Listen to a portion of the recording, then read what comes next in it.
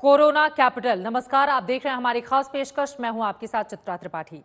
Delhi corona की बहुत बड़ी मुसीबत झेल रही है। फिलहाल इससे राहत के कोई भी संकेत नहीं।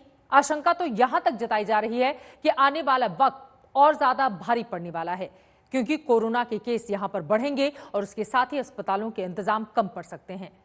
इसी गंभीरता को भांपकर अब केंद्र सरकार ने पहल शुरू कर दी है। कल गृह मंत्री अमित शाह ने दो बैठक बुलाई है।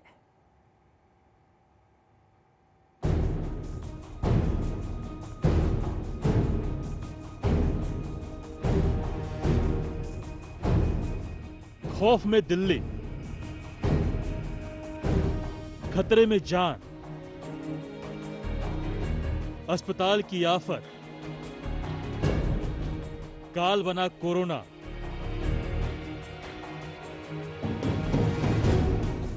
ऐसा लग रहा है मानो दिल्ली में कोरोना की मैराथन रेस चल रही हो। वायरस बेहिसाब भागा जा रहा है। पकड़ में ना आने वाली रफ्तार में कोई उपाय उस पर असर नहीं कर रहा।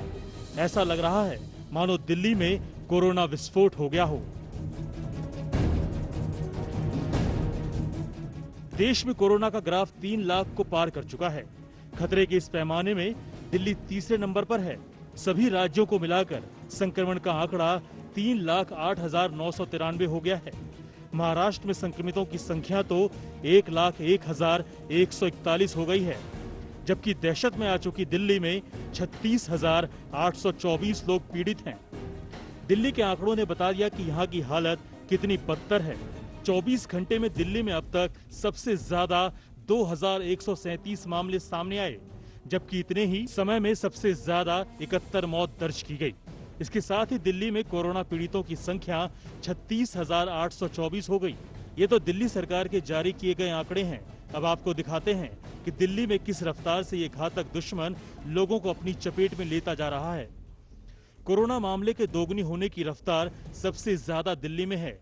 अहमदाबाद में ये रफ्तार 31 दिन, मुंबई में 26 दिन, पुणे में 23 दिन और चेन्नई में 16 दिनों की है। दिल्ली में मात्र 15 दिनों में ही मामले 100% बढ़ रहे हैं।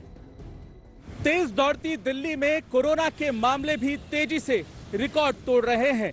पिछले 24 घंटे में 2000 से ज्यादा मामलों का सामने आना ये बताता है कि आने वाले दिनों में देश की राजधानी में हालात किस तरह से बिगड़ सकते हैं।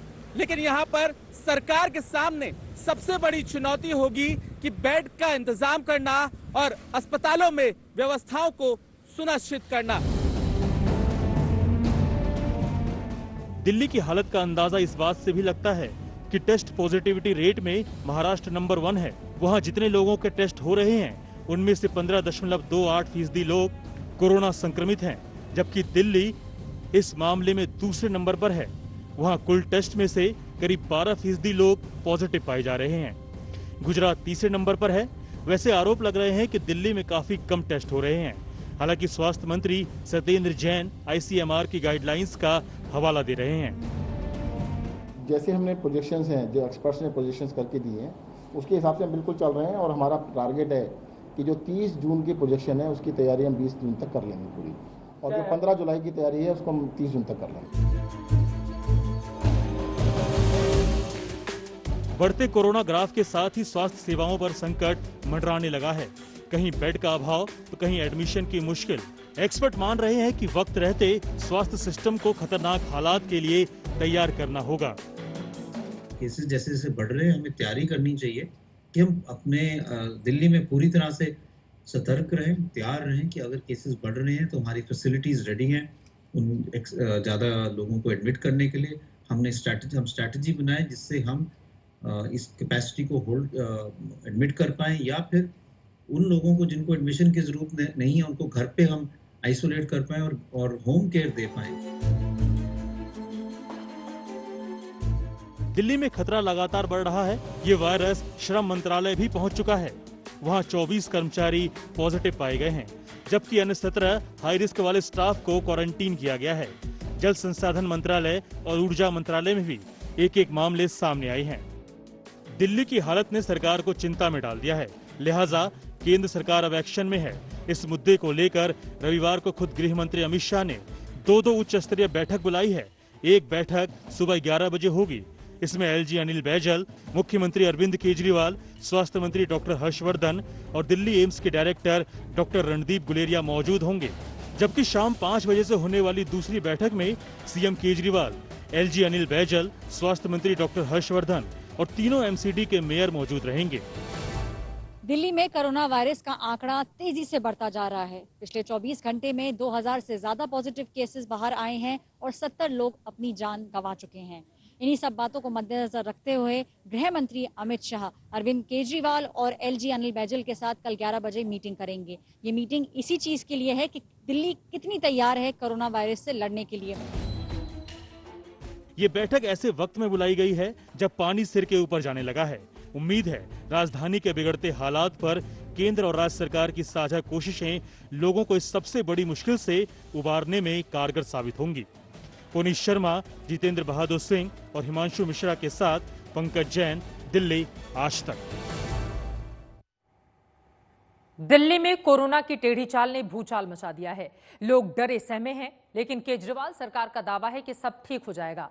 हालांकि बीजेपी केजरीवाल सरकार के ऊपर हमलावर है। उधर दिल्ली सरकार के होम क्वारंटीन की थ्योरी पर भी सवाल खड़े हो रहे हैं।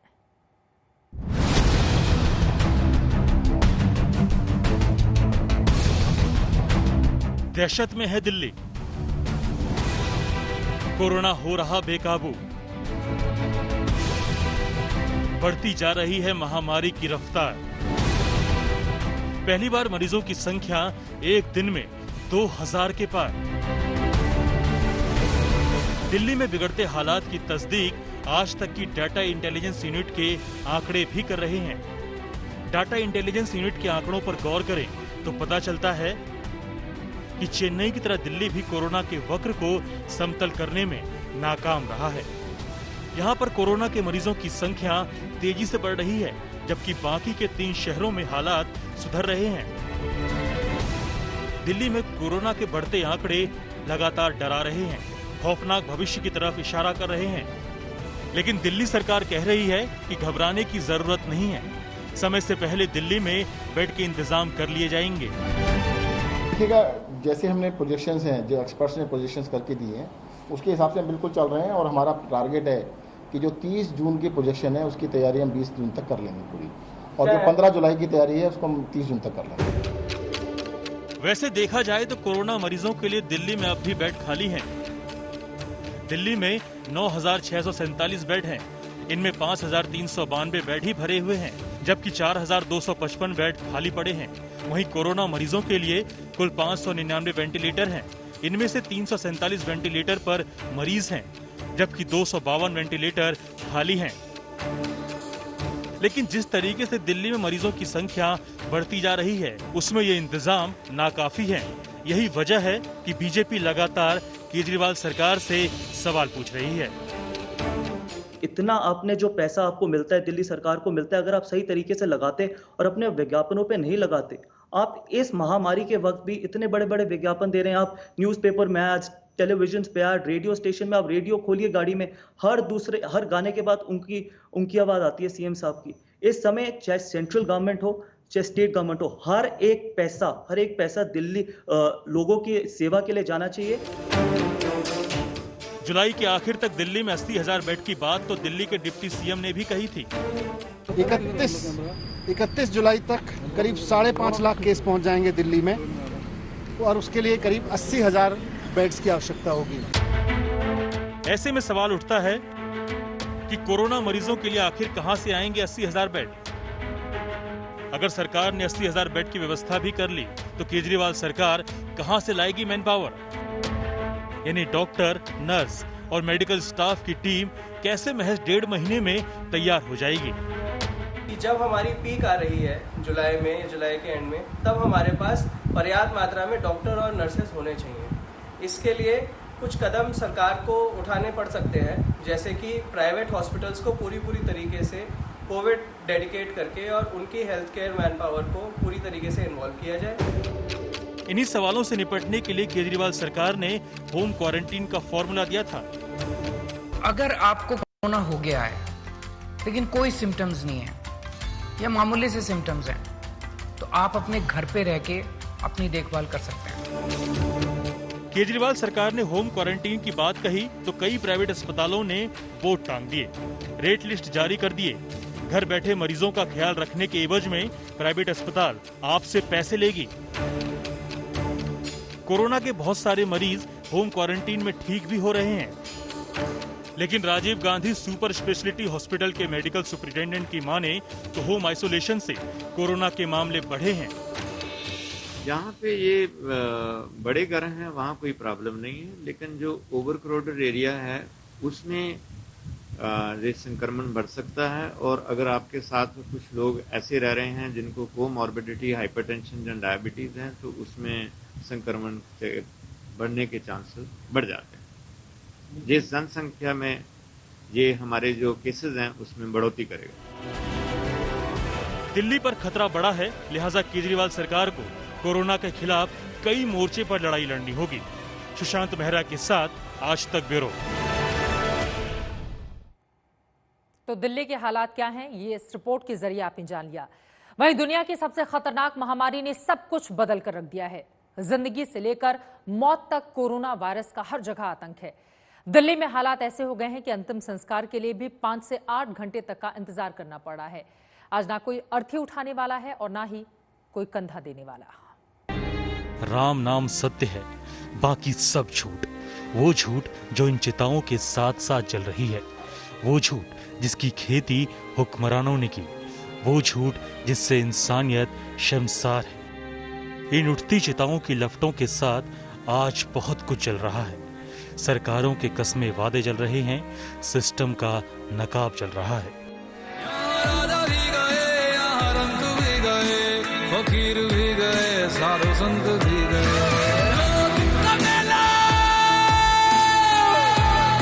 एक दिन आना तो सबको यहाँ पर है। इस दरवाजे पर सबको दस्तक देनी है।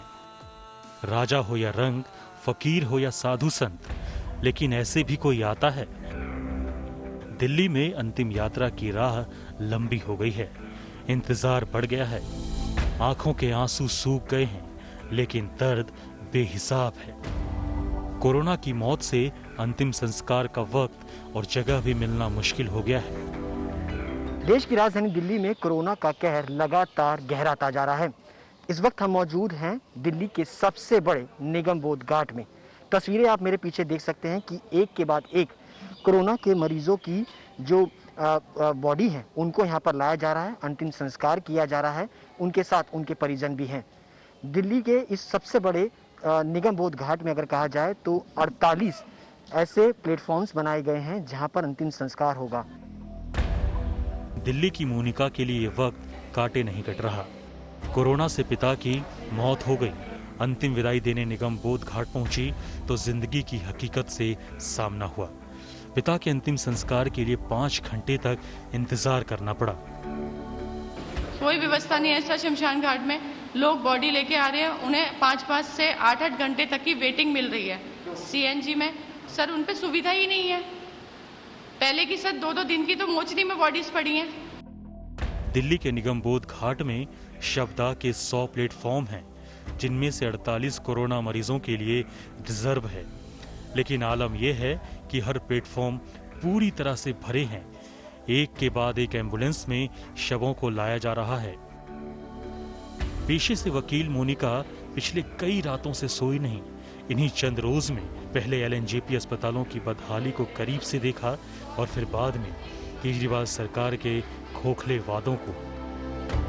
एक्सपेक्ट नहीं कर रहे थे कि एक गवर्नमेंट हॉस्पिटल जिसमें हमें हमारे चीफ मिनिस्टर मिस्टर केजरीवाल इतना बोलते हैं कि ये मैं कर रहा हूँ, दिल्ली सरकार के लिए ये कर रहा हूँ, दिल्ली सरकार के लिए सर कुछ नहीं हो रहा। ये सिर्फ सब ढोंग है। मेरे फादर एक्सपायर हुए हैं और पहले ILBS में थे। हमने उनको ट्रांसफर करा के LNJP में करा। LNJP में सर बिल्कुल केयर नहीं है।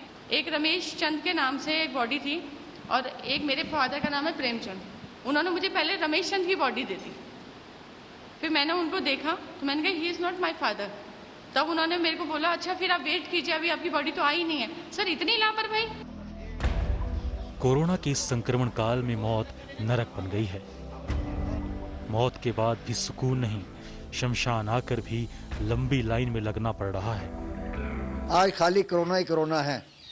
कोरोना का आल दिल्ली के अंदर 200, 250 का रोज का संस्कार हो रहा है। दुनिया की सबसे बड़ी महामारी का कहर टूटा तो किसी के सिर से पिता का साया छिन गया, तो किसी ने अपने सहारे को खो दिया।